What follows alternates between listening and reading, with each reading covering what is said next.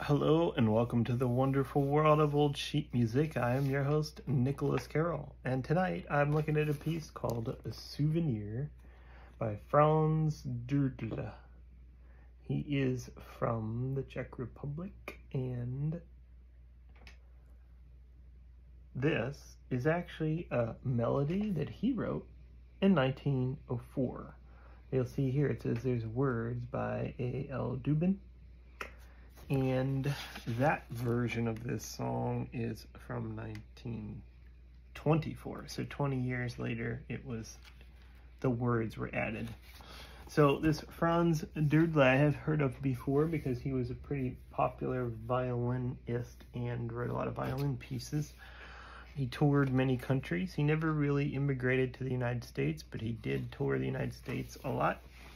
And so this tune became popular for that reason in the US, and then of course somebody decided they were going to put words to it and make it into a different type of song. It was more of a Tin Pan Alley type song then when they redid it in 1924.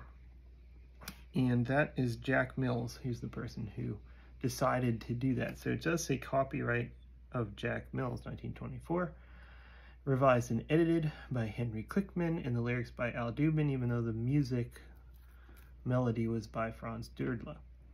So, a lot of stuff going on there.